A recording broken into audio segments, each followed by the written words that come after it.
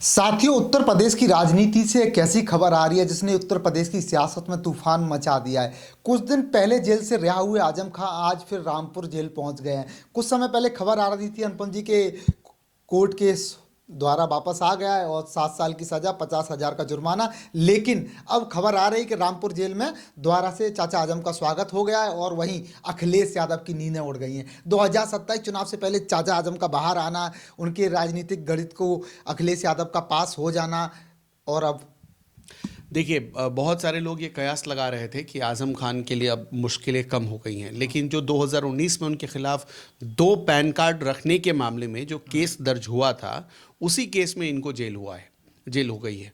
अब तो दिक्कत ये है कि अखिलेश यादव हाल ही फिलहाल उनसे मिलने गए थे, और जो समाजवादी पार्टी का रवैया है, आपने वो देखा होगा कि समाजवादी पार्टी का कोई भी बड़ा नेता, वो तो जब बाद में मीडिया में बहुत किरकिरी होने लगी तब जाकर अखिलेश यादव या बाकी नेता उनसे मिलने पहुंचे। उसके बाद भी शिवपाल रामगोपाल से आज़म खान मिलने को तैयार नहीं थे। आज़म खान की पत्नी ने मायावती से मुलाकात की, और मायावती से मुलाकात होने के बाद ही थोड़ी उनकी मुसीबत कम हुई। उसके पहले जो माता प्रसाद पांडे, उन्होंने योगी आदित्यनाथ से बड़ी अपील की कि अब सरकार थोड़ी रहमी दिखाए, नरम दिल दिखाए आज़म खान के प्रति। लेकिन इसके बाद भी और ऐसा लगता है कि आज़म खान, अब जब उनके खिलाफ कार्रवाई हुई है फिर से, और अगर इस वक्त अखिलेश यादव फिर से चुप बैठ जाते हैं तो उनको 2027 में इसका बहुत भारी खामियाजा भुगतना पड़ सकता है। दरअसल आज़म खान की जो नाराज़गी थी, जिस बात को लेकर नाराज़गी थी, अखिलेश को एक अच्छा मौका मिला है कि वो उस नाराज़गी को दूर कर सकते हैं। सिर्फ आज़म खान ही नहीं गए, उनके बेटे को भी अब बेटा भी चला गया है। तो अब कुल मिलाकर देखिए, हालत ऐसी हो गई कि आज़म खान का परिवार, कम से कम आप कह सकते हैं, पिता तो लड़ ही नहीं सकते चुनाव, बेटा चूंकि 7 साल की सज़ा हो गई है तो बेटा भी अब चुनाव नहीं लड़ सकता है। तो बेटे का भी राजनीतिक करियर खत्म और आज़म खान का भी राजनीतिक करियर खत्म हो चुका है। हाँ, अब ये आगे का मामला बनता है कि अगर मान लीजिए कोर्ट सारे आरोपों से बरी कर दे, उसके बाद क्या संवैधानिक प्रावधान है, उसके हिसाब से चीज़ें आगे बढ़ेंगी। लेकिन बहुत सलीके से, बहुत आहिस्ता से आज़म खान का जो रामपुर में प्रभाव था वो खत्म हो चुका है। समाप्ति की ओर है। समाप्ति की ओर है, वो द एंड उसको समझिए। अब मैं आपको आता हूं, ये बात लोग 55 दिन पहले, मतलब आज से 55 दिन पहले ही इनकी रिहाई हुई थी। तो करीब 60 दिन पहले जो बात लोग समझ नहीं पाए, उत्तर प्रदेश के 99% लोग, वो बात मैं अभी समझा देता हूं। तंजीम फातिमा जो इनकी पत्नी है, उनकी मुलाकात हुई थी मायावती से, और तंजीम फातिमा, ये इसकी ज़्यादा संभावना बन रही है कि रामपुर से अब चुनाव लड़े, क्योंकि आज़म और उनके बेटे अब्दुल्ला आज़म दोनों चुनाव नहीं लड़ सकते। तो तंजीम फातिमा के लिए हो सकता है आज़म खान ने कुछ उनको कहा हो कि आप इसके लिए अभी तैयारी करिए। और चूंकि आज़म खान समाजवादी पार्टी से नाराज़ हैं, तो वो समाजवादी पार्टी से इतर कोई नया विकल्प ढूंढ रहे हैं कि उनकी पत्नी वहाँ से चुनाव लड़े, और जो उनके साथ हुआ है उसका हिसाब हो चुका है। तो एक नया समीकरण आज़म के इस जेल जाने से बन रहा है, और इसका सबसे ज़्यादा अगर किसी को नुकसान होने जा रहा है तो वो अखिलेश यादव को होने जा रहा है। मैंने आपको वही कहा कि ये समझ लीजिए कि ये जो परिस्थितियां बनी हैं, अखिलेश यादव के लिए एक मौका मिला है। उनको दरअसल आज़म खान के जेल जाने से एक मौका मिला है कि वो चाहे तो रामपुर में जो समाजवादी पार्टी का एक गढ़ होता था रामपुर, उसको बचा सकते हैं आज़म खान के प्रति अपनी सिंपैथी दिखाकर। लेकिन इसके बाद भी समाजवादी पार्टी आज़म के लिए खड़ी नहीं होती है, तो मुझे ऐसा लगता है कि वापस रामपुर में समाजवादी पार्टी कभी खड़ी नहीं हो पाएगी। अच्छा अनुपम जी, एक चीज़ मैं आपसे पूछना चाहता हूँ। अखिलेश यादव पहले रामपुर में घर जाते हैं इनके, फिर दोबारा मुलाकात लखनऊ में करते हैं। आजम खां भी कहीं ना कहीं कैमरे पर बेचैन नजर आ रहे थे। क्या आभास हो गया था कि मामला क्लियर है? नहीं, आजम खान के खिलाफ तो मैंने आपको, उनके खिलाफ 101 से ज़्यादा मामले हैं, करीब 112 के आसपास मामले दर्ज थे। उनमें से सिर्फ 4 या 5 मामलों में अभी तक जमानत मिली है। तो आप अंदाज़ा लगाकर देख लीजिए ना, अभी कितने मामले उनके खिलाफ बचे हैं। आज़म खान पर जितने मामले चल रहे हैं, अब शायद उनको वो पूरी उम्र जेल में ही काटनी पड़ जाए।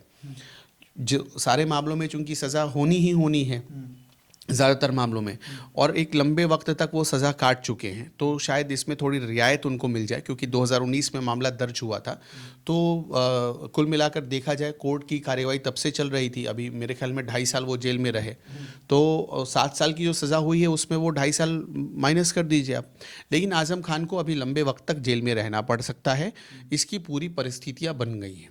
अब आज़म खान के को लेकर, मतलब देखिए, मुझे ऐसा लगता है कि समाजवादी पार्टी ने हाल में बहुत दिलचस्पी नहीं दिखाई आज़म खान को लेकर। आज़म खान से पहले समाजवादी पार्टी समझ चुकी थी कि भाई ये हमारे लिए अब किसी काम के नहीं रहे। आप एक वीडियो में डिस्कस कर रहे थे कि जो समाजवादी पार्टी अभी हाल ही में नमाज पढ़ने को लेकर, आपने आई लव मोहम्मद को लेकर बहुत बड़ा बवाल हुआ, माफ़ करिएगा, बरेली में हुआ। तो बरेली में जो बवाल हुआ, आपने देखा कि समाजवादी पार्टी के सांसदों की एक टीम जा रही थी उनका फेवर करने के लिए। ऐसे लोगों के खिलाफ जब कार्रवाई हुई जो हिंसा फैला रहे थे, उनको बचाने के लिए जा रही थी। लेकिन आज़म खान से मिलने के लिए जब हमारा वीडियो आ गया, उसके 3 दिन 4 दिन बाद इनका प्लान बना। हमारा वीडियो आया, वीडियो लोगों ने देखा, उस पर लोगों का कमेंट आया, उसके बाद देखा। तो मेरे ख्याल में समाजवादी पार्टी के जितने सलाहकार थे, उनके रणनीतिकार थे, सब अखिलेश यादव के मन में ये भर चुके थे कि अब ये हमारे किसी काम का नहीं है, बोलने दो जो बोलता फूका है। कारतूस आजम का को समझ फूका लिया। कारतूस टाइप का समझ लिया था आज़म खान को। और आज़म खान जब जेल से बाहर आए, उनको इस बात का एहसास हो गया, आभास हो गया, जब वो जेल पर रिसीव करने के लिए कोई भी बड़ा नेता नहीं पहुंचा। कायदे से देखिए, एक राष्ट्रीय अध्यक्ष होने के नाते, और उस पार्टी का जिसको आज़म खान ने खून पसीना दिया, उस पार्टी का राष्ट्रीय अध्यक्ष होने के नाते अखिलेश यादव को कम से कम पहुंचना चाहिए था।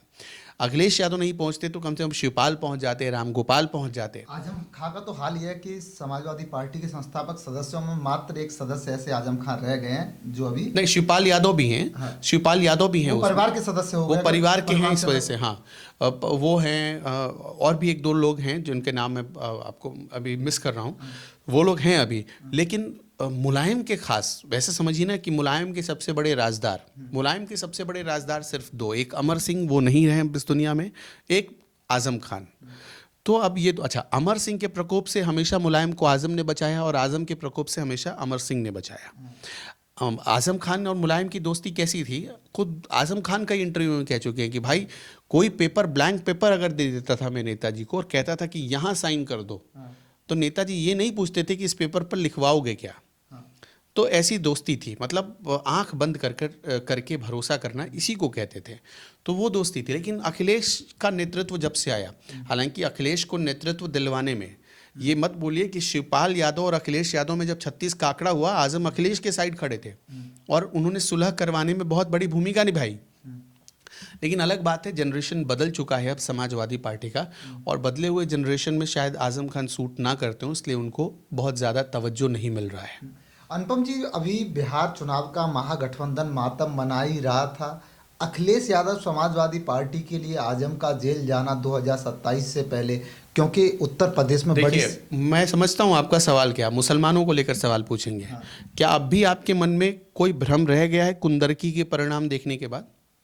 बिहार में भी कुछ नतीजे ऐसे दिख रहे हैं। बिहार में, अरे सीमांचल के इलाकों में जो परिणाम, जहाँ मुस्लिम बहुल सबसे ज़्यादा है, मुस्लिम आबादी सबसे ज़्यादा है, उस इलाके के परिणाम देखने के बाद 24 में से मेरे ख्याल में 16-17 सीटें आ गई हैं बीजेपी को। जिस बेल्ट में बीजेपी 10 से ऊपर नहीं बढ़ पाती थी, वहाँ पर अपने ही परफॉर्मेंस पे 150-200% का इजाफा कर लिया पार्टी ने। मतलब ये कहा और जा सकता है, बम्पर वोट पड़े हैं वहाँ पर, मुसलमानों के वोट पड़े हैं, मुसलमानों के वोट पड़े हैं। मतलब कहा जा सकता है कि मुसलमान बीजेपी की तरफ धीरे धीरे आना स्टार्ट हो गए। मुझे ऐसा लगता है कि 2019 के बाद से ये मिथक धीरे धीरे टूट रहा था। 2022 में कुछ ज़्यादा टूटा, और 2024 में तो पूरी तरह टूट गया। 2024 में लोकसभा का चुनाव हुआ, 2024 में कुंदरकी का उपचुनाव हुआ। लोगों ने देख लिया उत्तर प्रदेश में भ्रम टूट गया, और रामपुर जैसे इलाके से बीजेपी अब जीत कर आ रही है। आप ये देखिए ना, क्यों जा रहे हैं आप दूर। और दूसरी चीज़ ये भी है कि चूंकि मुसलमान वोटों का बहुत ज़बरदस्त बंटवारा भी हो रहा है अब। ये जो रहनुमा बनकर बैठे थे अखिलेश यादव, तो सिर्फ अब अखिलेश यादव अकेले रहनुमा नहीं रह गए। उधर चंद्रशेखर रावण आ गए, उधर आप देखिए सुभाषपा आ गई है, जो कि उनकी राजभर की पार्टी, ओम प्रकाश राजभर की पार्टी है। फिर देखिए आप बहुजन समाज पार्टी आ गई, उसका भी तो कोर वोट मुसलमान ही है। इस तरह से दूसरी चीज़ की मुसलमानों का एक अच्छा हिस्सा, उसमें भी से भी कौन सा हिस्सा, जो पसमानदा हैं वो बहुत हद तक, चूँकि योगी और मोदी की ऐसी योजनाएं आई जो उनको बड़ा सपोर्ट करने लगी, और पसमानदा समाज ने पूरा दिल खोल कर सपोर्ट किया। जो बड़ा क्रीमी लेयर में जो आने वाले लोग थे, जो मतलब थोड़ा संभ्रांत हो गए हैं मुसलमानों में, वो भले मोदी का विरोध करें, लेकिन जो बहुत लोअर तबका है मुसलमानों का, वो तबका मुझे लगता है कि भाजपा के खिलाफ बहुत ज़्यादा वोट नहीं कर रहा है आजकल, क्योंकि उसको समझ में आ गया है कि भाई हमको फ्री में राशन भी यही पार्टी दे सकती है, हमको घर भी यही दे सकती है, गैस चूल्हा भी यही दे सकती है, स्वास्थ्य बीमा भी यही दे सकती है, और पैसा भी यही दे सकती है। उसको पता चल चुका है। अब चाहे जैसे भी हो, बाकी जैसे आपने देखा कि बिहार में एक शिगुफा चला था, जो राहुल गांधी जब वोटर अधिकार यात्रा निकाल रहे थे तो पूरे बिहार में एक पोस्टर लगा दिया गया। पोस्टर कुछ ऐसा था, बहुत भ्रामक पोस्टर था, मैं आपको वो समझाता हूँ, जिसमें लिखा था 50 लाख रुपए प्रति वर्ष। एक बड़ा सा पोस्टर बनाएगा बिहार में, जिसमें कांग्रेस ने एक ऐड निकाला और उसमें ऐसा लिखा गया 50 लाख रुपए प्रति वर्ष हर परिवार को मिलेंगे। ठीक है, तो जाहिर सी बात है हर परिवार को तो उस 50 लाख पर लहालोट हो जाना चाहिए, पूरा दिल खोल कर बम्पर वोट करना चाहिए। लेकिन देखिए वहाँ चोरी पकड़ी गई, वहाँ पर बड़े अक्षरों में 50 लाख रुपए हर साल लिखा गया था, छोटे अक्षरों में लिखा गया था कि भाई आपको 24 लाख का स्वास्थ्य बीमा देंगे, 80,000 रुपये का घर देंगे, 2 लाख रुपए का घर देंगे, 80,000 इस चीज़ के लिए देंगे, ये फ्री में राशन देंगे, वो सब जोड़कर 50 लाख पैकेज बनाया था। और सुनिए, वही नहीं, उसमें से भी सबसे हास्यास्पद चीज़ क्या हो गई, पब्लिक ने एक तो वो पकड़ ही लिया था, दूसरी चीज़ उसके तुरंत बाद एक और इन्होंने अटैक किया, महागठबंधन ने एक और नया पोस्टर आया जिसमें कहा गया, तेजस्वी यादव ने कहा कि हर घर में सरकारी नौकरी देंगे, तो 2.5 करोड़ परिवार, तो 2.5 करोड़ सरकारी नौकरी।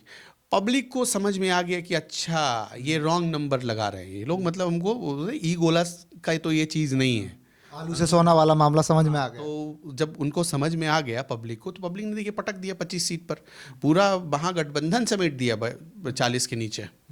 तो आप वो उस हिसाब से देखिए, तो मुझे ऐसा लगता है कि मुसलमानों में ज़्यादा जागरूकता बढ़ी इन सब चीज़ों को लेकर, इसलिए मुसलमानों ने बिहार में भी वोट नहीं किया। इससे पहले कुंदरकी का परिणाम हमारे सामने था, हरियाणा हमने देखा, महाराष्ट्र भी हमने देख लिया। जिस महाराष्ट्र में पूरी तरह से योगी का नारा जब आया, बटेंगे तो कटेंगे, तो उसके बाद उसका कई मुसलमान संगठनों ने, कई मुसलमान नेताओं ने कितना विरोध किया, लेकिन मुझे लगता है कि महाराष्ट्र में भी उतना ज़्यादा इफेक्टिव नहीं हुआ मुसलमान नेताओं का विरोध, बल्कि वहाँ भी कुछ तबका ऐसा था मुसलमानों का जो छिटका और बीजेपी को उसने वोट किया।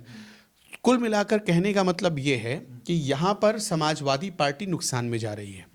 उसने अब जाने कहिए या अनजाने कहिए, अपने हाथ से मुसलमान वोटों को इकट्ठा रखने वाले एक बड़े लीडर को, उसके विश्वास को खो दिया है।